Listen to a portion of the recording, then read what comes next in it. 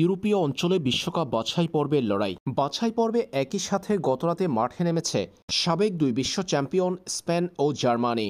Spain জার্মানির পাশাপাশি একই দিন বিশ্বকাপ বাছাই পর্বের লড়াইয়ে ছিল বেলজিয়াম নেদারল্যান্ডসের মতো দলগুলো। লিথুয়ানিয়াকে ৩-২ গোলে পরাজিত করেছে নেদারল্যান্ডস। মেমফিস ডিপায়ের জোড়া গোলে নেদারল্যান্ডসের ৩-২ গোলের ব্যবধানে জয়ে তাদেরকে নিয়ে গেছে পয়েন্ট টেবিলের শীর্ষে। দিনের অন্য ম্যাচে প্রতিপক্ষ কাজাকিস্তানকে বেলজিয়াম পরাজিত করেছে ৬-০ গোলে। বিশ্বকাপ বাছাই পর্বে নিজেদের প্রথম ম্যাচে জার্মানি পরাজিত হলেও দ্বিতীয় ম্যাচে পেয়েছে দুর্দান্ত জয়ের দেখা।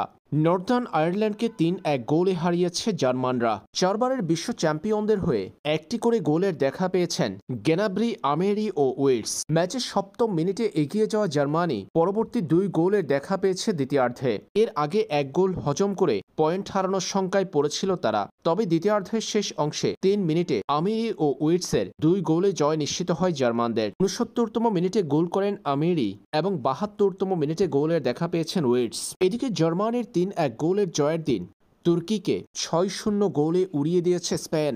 মিকেল মরিনোর হ্যাট্রিকে ভর করে বিশাল জয় স্পেনের। ম্যাচ জুড়ে অসাধারণ ফুটবল উপহার দিয়েছে স্প্যানিশরা। ম্যাচের ৫১% বল দখলে রেখে প্রতিপক্ষের জালে ২১ শট নেওয়া স্পেন এগিয়ে যায় পেড্রির গোলে ৬ষ্ঠ মিনিটে।